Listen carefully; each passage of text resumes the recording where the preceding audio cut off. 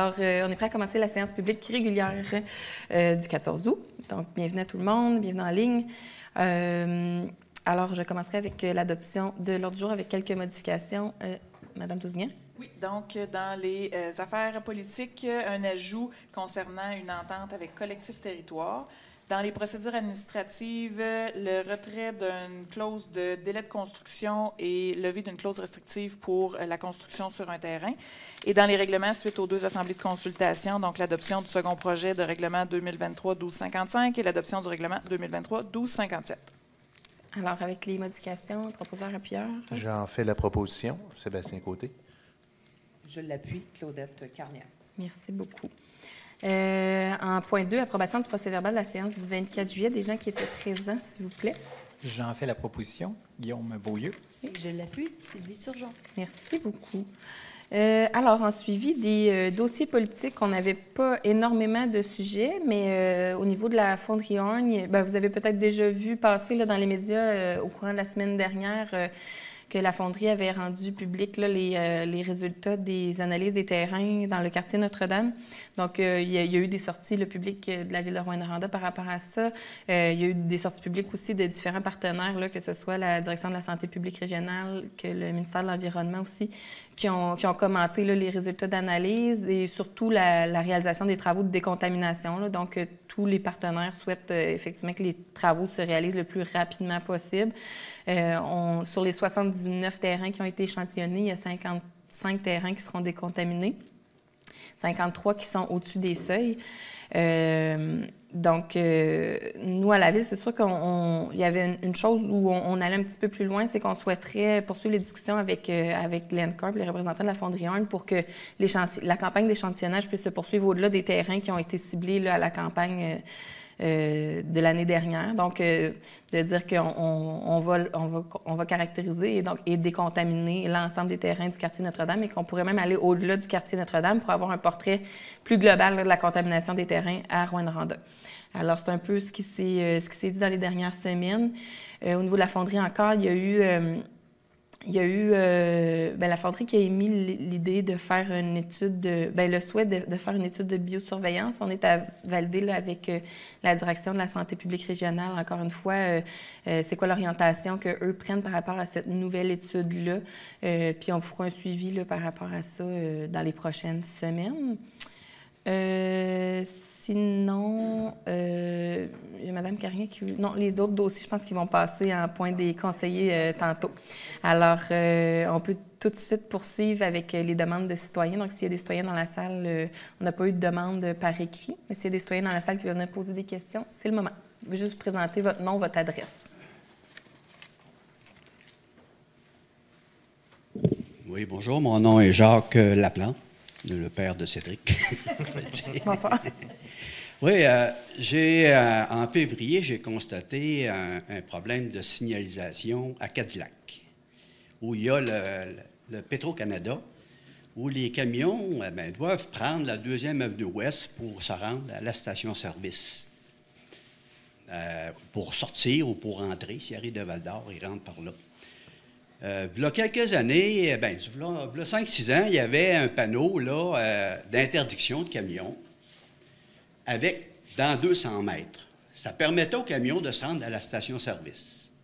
Puis 200 mètres plus loin, il y avait un autre panneau qui est encore là aussi, qui dit interdiction pour les camions lourds, sauf livraison locale. Fait que c'est contraire. On l'interdit, puis plus loin, on dit vous pouvez y aller. Le 5 ans, c'était dans 200 mètres. Il y a un citoyen qui a fait une plainte pour le panneau qui voulait une interdiction totale. Les travaux publics ont acquiescé à sa demande et puis ils ont enlevé le panneau dans 200 mètres. Fait que là, on tombe avec un panneau interdiction totale pour les camions de se rendre à la station-service qui ont besoin d'aller chercher de l'essence ou d'aller se ravitailler. Et puis 200 mètres plus loin, on a un panneau d'interdiction totale, sauf livraison locale. Ça n'a pas de sens, on interdit, puis sauf livraison locale. Moi, au mois de mars, je me suis aperçu de ça. J'ai commencé à faire des démarches un peu. J'ai écrit aux travaux publics en expliquant c'était quoi le problème. J'ai dit, ça n'a pas de sens. Et puis là, on m'a répondu qu'il y avait une plainte, on a fait ça, mais que On m'a juste expliqué que Pourquoi ça avait été fait comme ça? qu'est-ce qui est arrivé, pourquoi c'était fait comme ça. Bon, mais c'est correct.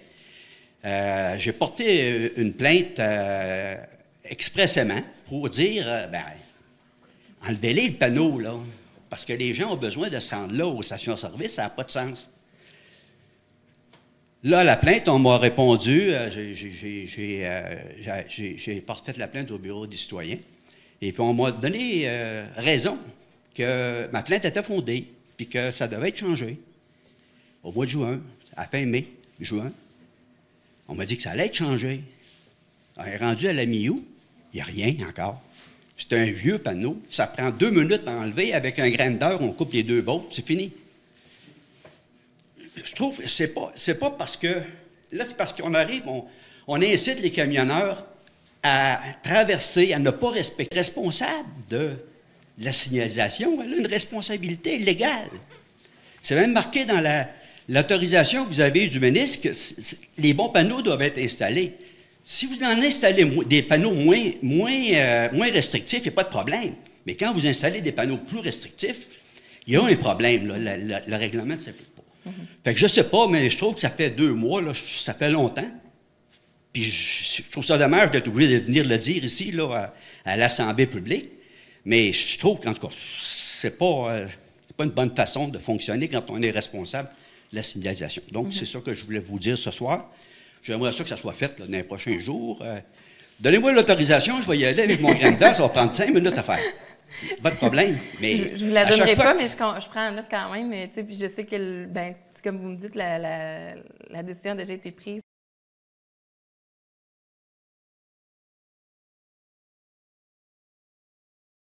Mais moi, je vois une mauvaise volonté. Là.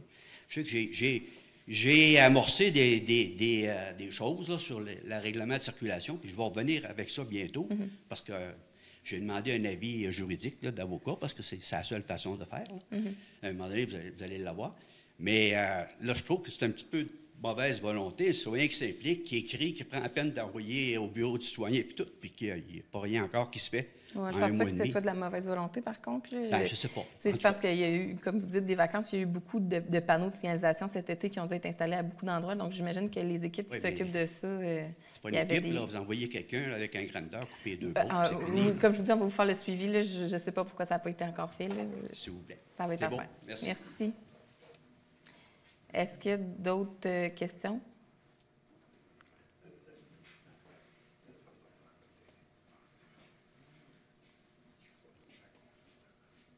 Bon, je lis 577 HOS. Moi, ce soir, je prends des marches. Là, je remarque que les gros lampadaires, l'aréna, terrain de balle, Georges Laperrière, 6h30, 7h moins quart, en plein soleil, c'est tout allumé. À quelle heure ça s'éteint le soir, je ne sais pas. Normalement, ça ferme vers 11h, là, si je me souviens bien, mais c'est minuté. En fait, là, il y a des minutages qui sont mis sur les terrains. Des grosses pluies, des fois, il n'y a personne sur le terrain, c'est allumé. Oui. Il y a des... normalement, c'est ça, sont programmés là, en début de saison pour l'ensemble des soirées. Oui, c'est mal programmé, justement. Bien, c'est parce que ça ne fonctionne pas avec la température. Là. Ça fonctionne vraiment avec les heures d'ouverture des terrains puis les heures d'ouverture. Les soirs les plus courts. Oui. Eh bien, je pense qu'il y a des manipulations qui sont faites avec ça assez régulièrement, là, mais on va toujours réajuster un petit peu avec l'ensoleillement, mais on peut le prendre en note puis voir s'il y a encore une plus grande précision qui peut être faite avec ça. Parce que là, on prêche l'économie d'énergie, mais là... On le prend en note. S'il y a moyen de mettre ça plus précis encore, je pense qu'on va être les premiers à vouloir le faire. Là. Non, c'est beau. Merci.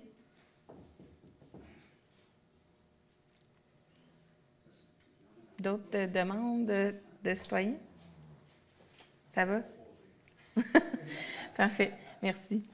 On avait donc, si on poursuit, il n'y avait pas de dérogation mineure ce soir. En point 6 aux affaires générales, M. Chevalier. Oui, Mme Ramzioul, on a 2 nominations. La première, Mme Mélissa Gagnon, secrétaire administrative à l'aménagement du territoire et urbanisme. Mme Gagnon travaille pour la Ville de Rouyn-Noranda depuis le 30 janvier 2006. Elle occupe actuellement le poste de secrétaire administrative à l'aménagement du territoire et projet de développement. Par la suite, M. Jérémy Rancourt, technicien en sécurité informatique. Donc, la nomination de M. Rancourt.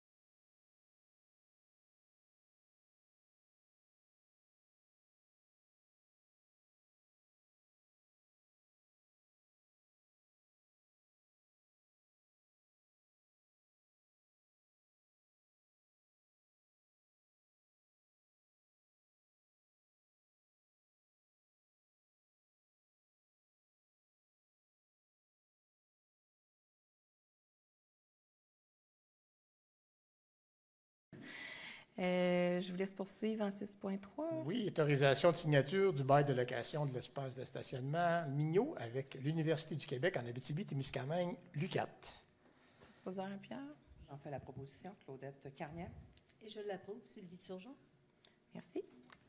Ensuite. Autorisation de signature de l'avenant à la Convention d'aide financière du MCC, ministère de la Culture. Il y a 2 sous-points, là, on va les prendre en bloc. Là. Visant, premièrement, la caractérisation des immeubles et des secteurs à potentiel patrimonial afin de prolonger le délai de réalisation du projet. Et visant le programme d'aide aux initiatives de partenariat afin de prolonger le délai de réalisation du projet. Non. Donc, on en parlait un petit peu tantôt, là, les immeubles à caractère patrimonial. Donc, c'est le projet en collaboration avec le ministère de la Culture. Et justement, pour cette demande de délai supplémentaire, là, effectivement, qui va être nécessaire, en fait, j'en fais la proposition. Merci. Et je l'appuie, Cédric Laplante. Merci beaucoup. Et enfin... Et finalement, autorisation de signature de la Convention d'aide financière pour la gratuité des formations au personnel aquatique. J'en fais la proposition, Stéphane Girard. Et je l'appuie, Sébastien Côté. Merci beaucoup, messieurs. Merci, M. Chevalier. En point 7, sujet des membres du conseil, on avait Mme Carignan qui souhaitait nous parler. Oui, effectivement. Je veux vous parler de notre zone piétonnière. Donc, l'édition de 2023 s'est terminée samedi. Les rues seront nécessairement réouvertes demain. Cette édition, écoutez, on peut, même si un bilan plus complet sera présenté dans les prochaines semaines. Ce qu'on a reçu à date, ce n'est que des commentaires positifs. Les gens apprécient la rue piétonne. Et je veux en profiter pour remercier tous les marchands qui s'impliquent et qui sortent dans la rue pour donner de l'atmosphère à cette rue piétonne. Et particulièrement le conseil d'administration de notre quartier centre qui travaille très fort, qui font un travail colossal pour rendre cette rue-là attirante, animée surtout. Donc, je les félicite et je les remercie parce que ce n'est que du bonheur pour tous nos citoyens. Merci beaucoup, Mme Carignan. On se joint à vous pour les féliciter, les remercier de leur travail. Madame Turgeon, vous avez quelques points. Sujets. Oui, allez-y. J'en ai 3, Madame la mairesse suppléante. Alors, je vais débuter avec moi aussi des félicitations. Ça bouge beaucoup à Rouyn-Noranda, donc il faut féliciter nos gens. Alors, le festival de Cisco en Lumière qui a eu lieu le week-end dernier, vraiment, les organisateurs se sont revirés rapidement de bord quand un groupe a annulé pour nous présenter quand même des spectacles de qualité. Et aussi le conseil d'administration, comme disait Mme Carignan, il y a toujours des bénévoles en arrière de ça. Donc, remerciement également aux bénévoles qui font fonctionner ça. Sans eux, bien, on n'aurait pas beaucoup de choses qui marcheraient à Rouyn-Noranda. En tout cas, la vie communautaire est vraiment tributaire de nos bénévoles. Donc, merci vraiment à tous nos bénévoles qui participent d'année en année à toutes sortes d'activités. Ils sont toujours présents. Ça, c'est les remerciements. On va aller un peu sur un autre sujet. Vous savez que la Ville de Rouyn-Noranda, avec différents partenaires, offre un programme qui s'appelle Accès Loisirs. Ça, c'est partout au Québec, mais Rouyn-Noranda le fait aussi. Ce programme-là, c'est pour faire bénéficier des gens à faible revenu à certaines activités auxquelles ils n'auraient pas le droit. Donc, on offre ça aux gens de 0 à 99 ans. On a des partenaires, des organismes qui offrent des cours avec la gratuité. On va le laisser passer, ça va être correct. OK. Alors, la gratuité. Donc, on demande à des organismes, on va vous donner un exemple, le Club de l'Art d'Art, pouvez-vous donner une inscription aux deux? Les gens, nos organismes qu'on a à Rouyn-Noranda vont donner des plages horaires gratuites pour ces gens-là.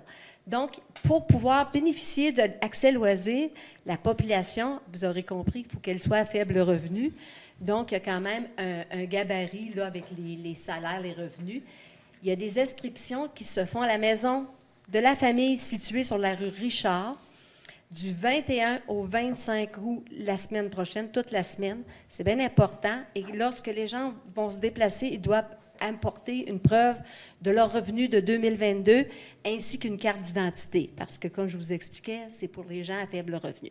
Donc, c'est un très beau programme pour l'accessibilité universelle pour que les gens puissent bénéficier. Donc, on invite les gens qui souhaiteraient à le faire. Mon deuxième, c'est, on va avoir une, excusez, hein, c'est parce qu'on revient juste aux 2 semaines, une consultation publique qui va avoir lieu le 23 août au Parc Mousca. Donc, on veut voir ce que la population, et surtout les enfants, on sait que c'est les enfants qui occupent généralement ce parc. Monsieur Larivière, je souhaite que vous y soyez. C'est près de chez vous. Il va y être. Alors, vous êtes invités à venir nous dire ce que vous souhaitez, des améliorations qu'on pourrait faire au parc. On a vu qu'il y avait des petites lacunes. On se rappelle que le parc Mousca date de 1973 et que si j'ai un enfant qui va au tennis et que l'autre enfant va jouer sur le module de jeu, il n'y a pas vraiment de sentier qui est fait. Alors, c'est tout ça qu'on veut voir, qu'on veut faire. Donc, on attend la population le 23 août. Vous êtes les bienvenus. On a 2 plages horaires. Dans l'après-midi à 2h30, puis on en refait une autre le soir pour les gens qui travaillent. Donc, vous êtes tous invités. On veut avoir vos commentaires, puis vous n'êtes pas obligés de rester, de demeurer dans le quartier. Toute la population est invitée. Voilà, Madame la mairesse suppléante, qui conclut. Merci. Merci beaucoup. Ah, j'ai un petit point de M. Côté. Oui, je me permettrais. J'ai complètement oublié que c'est vrai que c'était aux 2 semaines qu'on se voyait. Donc, pour inviter la population, mais aussi le monde du quartier Montée-du-Sourire, Marie-Victorin, à la fête familiale du groupe Paquin qui va avoir lieu le 26 août 2023. Donc, l'année passée, ça avait été un grand succès. Donc, dans 2 semaines environ, vous êtes invités à venir participer à des activités le samedi 26 août. Oh, merci. Je suis prête à relancer parce qu'il y a la fête familiale des vins qui se déroule au même moment, samedi le 26 août, en après-midi. Mais je vais laisser parce que le Comité des loisirs de vin fait déjà un travail tellement merveilleux de promotion et de publication. Puis ils ont d'autres activités d'ici là aussi. Allez suivre leur page Facebook. Là. Il y a plein de choses, des cinémas en plein air, des activités familiales. Fait que, ça bouge, ça bouge. On n'est pas en compétition, là. On se dit juste que c'est très vivant. Je poursuis, en fait, avec les correspondances. C'est justement le point de demande d'autorisation d'événement pour continuer dans ce beau mouvement-là. Alors, en 8.1.1, il y avait une demande d'autorisation au pays des pick-up, qui est un projet soutenu par le Petit Théâtre du Vieux-Noranda. Il y avait une demande de 2 ajouts de date, soit le 17 août à la plage Kiwanis de 12h30 à 21h en association avec l'Association régionale des loisirs pour personnes handicapées de l'Abitibi-Témiscamingue. Et une autre date, le 26 août, sur le terrain à l'angle de la 9e rue et de l'avenue Portelance, de 11h à 18h, en collaboration avec le comité organisateur de la Grande Marche au front avec Rouyn-Noranda. Alors, ça, c'est au pays des pick-up. Deuxième demande pour des événements, il y a le tournoi de fin de saison de la Ligue de Ballante qui va avoir lieu au CAE20 du 23 au 27 août 2023 au terrain de baseball du Centre communautaire des vins celui d'Iberville et celui de Jacques-Laperrière. Donc, il y avait à ce moment-là période de montage, démontage et autorisation pour des permis d'alcool de requis. Ensuite, troisième, la demande d'autorisation pour le Festival de musique émergente qui va avoir lieu du 24 août au 8 septembre, incluant là-dedans la période de montage-démontage, donc prestations de concerts intérieurs-extérieurs et mise en place d'événements scénographiques là, selon les directives du service des parcs et équipements. Ils ont déjà tout donné un plan à nos équipes à ce sujet. Donc, à cette occasion, que soit autorisée aussi la fermeture temporaire de la 7e rue, d'une partie de la 7e rue, ainsi que la fermeture complète du sentier polyvalent Ossisco durant la période du spectacle du 3 septembre seulement. Et je ne sais pas si j'ai besoin de nommer tout le reste, là, mais aussi la consommation de boissons alcoolisées sur les sites des concerts et des activités. Je pense que c'est correct comme ça. Hein? Donc, ça, c'est pour le FME qui retourne sur la 7e rue cette année, là, qui ne sera pas sur la rue Murdoch. L'avenue Murdoch, pardon. Dernière autorisation d'événement pour l'Association générale étudiante de l'UQAT et le comité socio-culturel de l'UQAT pour la programmation d'activités pour la rentrée universitaire 2023. Donc, sur le site de l'UQAT, aux différentes dates entre le 27 août et le 7 septembre. Donc, il y a plusieurs activités qui sont préparées à cet endroit. Donc, encore une fois, là, la Ville de Rouyn-Noranda qui autorise la vente de boissons alcoolisées sur le site des activités aux dates prévues. Alors, ça me prendrait un proposeur appuyant pour ces 4 demandes d'autorisation d'événements. J'en fais la proposition. Guillaume Beaulieu. Et je l'appuie. Sylvie Turgeon. Merci beaucoup. Aux affaires politiques, on a une demande d'adoption du plan de développement du transport collectif et des demandes d'aide financière là, pour le transport collectif. On parle en 3 phases là, de développement du transport collectif, du transport adapté et du transport rural, collectif rural. Excusez, merci de m'aider là-dedans. Ça me prendrait une proposition pour l'adoption du plan de développement. J'en fais la proposition. Sylvie Turgeon. Et j'appuie la proposition. Claudette Carnian. Merci. En 9.2, on a l'autorisation de signature de l'acte de cession concernant le parc de planches à roulettes. On parle du parc de skate qui va avoir à Cadillac. Donc, c'est pour rétrocéder le terrain à la Ville de Rouyn-Noranda. Proposeur appuyeur. J'en fais la proposition. Stéphane Girard. Et je l'appuie. Cédric Laplante. Merci beaucoup. En 9.3, on a une entente avec le collectif Territoire pour la rédaction d'un plan d'action en lien avec les abords du lac Ossisco. Ça me prendrait aussi un proposeur appuyant. J'en fais la proposition. Sébastien Côté. Et je l'appuie. Guillaume Beaulieu. Merci beaucoup. Dans les procédures administratives, est-ce que c'est vous qui faites ça? Oui, hein? Oui. Merci. Donc, à 10.1, les approbations de critères et grilles d'évaluation pour des appels d'offres. Donc, une étude géotechnique pour divers projets de réfection de voirie à venir. Pour la rédaction de la politique d'accueil, d'intégration et d'établissement durable et le plan d'action pour les nouveaux Rouyn-Norandiens. Également, suivant là, les nouvelles démarches qui sont requises pour la construction de centres aquatiques, donc services professionnels en architecture et en ingénierie. Un proposeur appuyant pour les critères de ces 4 projets. J'en fais la proposition. Cédric Laplante. Et je l'appuie. Sylvie Turgeon. Merci beaucoup. En 10.2. Oui, donc opération comptable, le premier concerne l'écocentre Arthur Gagnon, que le site demeure à l'endroit actuel ou qui déménage éventuellement. Donc, il va y avoir des sommes qui vont être requises là, pour faire des travaux. Donc, ce qui est souhaité à ce moment-ci, c'est de s'approprier à même des fonds qui sont déjà disponibles à la Ville, une somme maximale de 250 000 là, pour réaliser différents plans et devis. Et concernant le 10.2.2, donc, suite à des travaux qui ont été réalisés là, par Construction Pentagone sur la rue Iberville-Ouest, il y a une conduite municipale désaffectée qui a été trouvée et nécessitait d'être retirée, donc pour permettre là, le paiement de ces coûts-là qui n'étaient pas prévus au budget initialement. Proposeur appuyant. J'en fais la proposition. Stéphane Girard. Je l'appuie. Guillaume Beaulieu. Merci. En 10.3, les émissions d'obligations. Oui, donc il s'agit d'une émission d'obligation pour une série de règlements d'emprunt qui font déjà l'objet d'emprunts à la Ville, donc pour un montant total de 20 millions 1000 $, donc pour permettre là, que la trésorière puisse signer les documents suite à l'émission à la fin à août et l'émission début septembre. J'en fais la proposition. Cédric Laplante. Un appuyeur. Et je l'appuie. Sylvie Turgeon. Merci. On va l'avoir.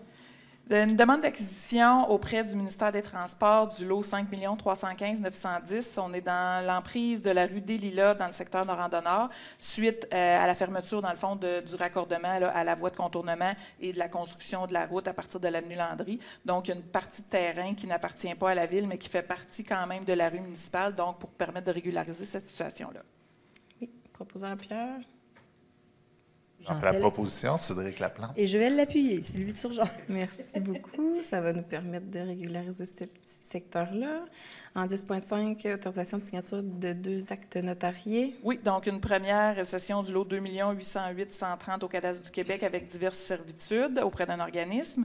Et également rétrocession du lot 6 376 852 au Cadastre du Québec. On est dans le secteur de l'avenue Sainte-Bernadette. Le propriétaire ne pouvait malheureusement pas le construire dans les délais qui étaient prévus. Donc, on reprend le terrain au montant pour lequel il avait été acheté. Proposeur Pierre. J'en fais la proposition, Stéphane Girard.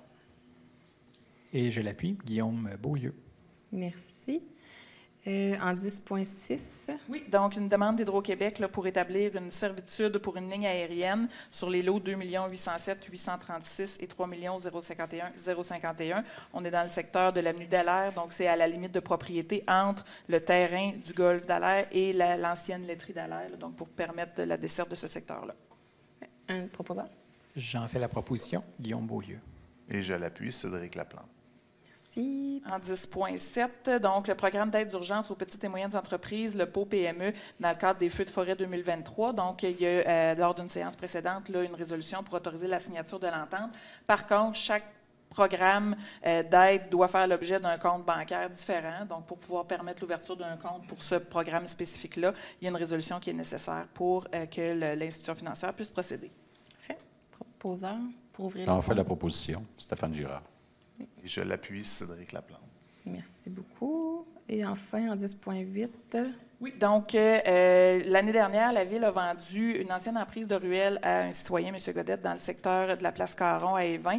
Ce terrain-là servait à agrandir un terrain là, pour fin de construction résidentielle. Il y a des conditions de construction dans un délai de 18 mois qui avaient été imposées. Par contre, ce n'était pas la totalité du terrain qui était vendu par la Ville, c'était seulement une petite superficie pour permettre d'avoir un terrain un peu plus grand. Et c'est une emprise qui n'était pas utile là, à la Ville dans ce secteur-là.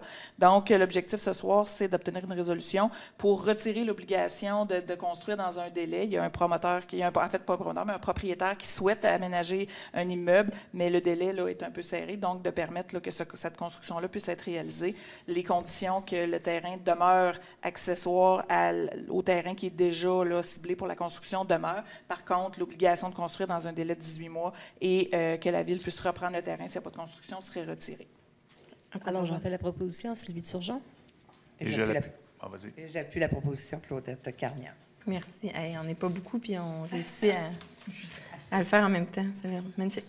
On n'avait pas en poignance de recommandation des conseils de quartier. C'est assez tranquille l'été. Au point 12, approbation des comptes au montant total de 6 505 338 et 24 sous. Ça me prendrait un proposeur, Pierre. J'en fais la proposition, Guillaume Beaulieu. Et je l'appuie, Sébastien Côté. Merci. On a un seul avis de motion. Madame Tousignan. Oui, donc suivant l'adoption d'un projet de règlement et en fait d'un projet de plan et différentes consultations qui ont eu lieu là, au cours de 2022-2023. Donc, suite aux approbations qu'on devait recevoir également de Recycle Québec, donc on vient donner un avis de motion pour le règlement qui va adopter le plan de gestion des matières résiduelles 2023-2030 de la Ville.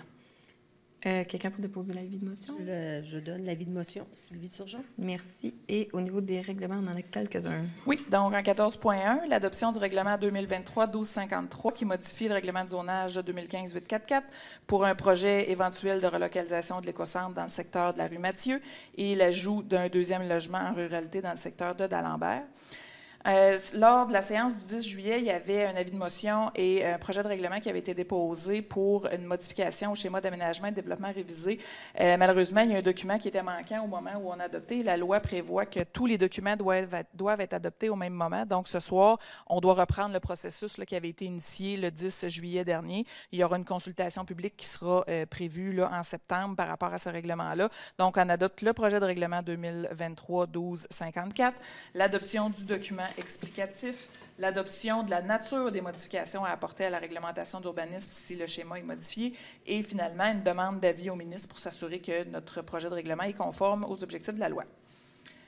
Ensuite, adoption du règlement 2023-1256 qui modifie le règlement sur l'émission des permis et certificats 2015-847 pour retirer l'obligation de fournir certains plans et certificats d'implantation dans certaines situations, donc un allègement de la réglementation. En 14.4, l'adoption du règlement 2023-1258 qui modifie le 2021-1151 pour augmenter l'emprunt et la dépense pour un montant additionnel de 9 249 000 $ pour les travaux de construction du centre aquatique.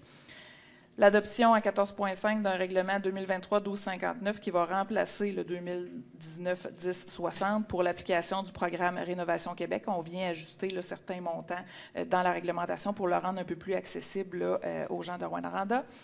En 14.6, l'adoption du règlement 2023-1260 qui modifie le 2022-1231 pour la tarification globale. Donc, on parle d'ajustement en matière pour les matières résiduelles, des précisions, et également un tarif pour les projets particuliers de construction, de modification et d'occupation des immeubles, le fameux PPC-MOI qui a été adopté là, récemment. Ensuite, l'adoption du règlement d'emprunt 2023-1261 qui modifie le règlement d'emprunt 2019-1065 qui augmente l'emprunt et la dépense d'un montant additionnel de 444 000 $ pour les travaux d'augmentation de la réserve d'eau potable de l'usine de filtration. Il s'agissait de travaux là, qui n'étaient pas prévus initialement, qui ont dû être complétés pour permettre là, de finaliser le projet. À 14.8, le projet de règlement visant à adopter le plan de gestion de matières résiduelles pour lequel l'avis de motion a été donné. Et suite aux 2 assemblées de consultation, donc le second projet du règlement 2023-1255 concernant les piscines résidentielles et le 2023-1257, l'adoption du règlement concernant le règlement sur la démolition. Phew, merci beaucoup, Mme Zousignan. D'un proposeur appuyeur pour les règlements. J'en fais la proposition, Cédric Laplante. Et je l'appuie, Guillaume Beaulieu. Merci beaucoup. On en serait déjà au point 15, période de questions allouées aux journalistes. Il n'y en a pas de présent ici ce soir, donc on passerait tout de suite à la levée de la séance. Je fais la proposition, Sylvie Turgeon. Et je l'appuie, Claudette Carniat. Merci beaucoup tout le monde. Bonne fin de soirée.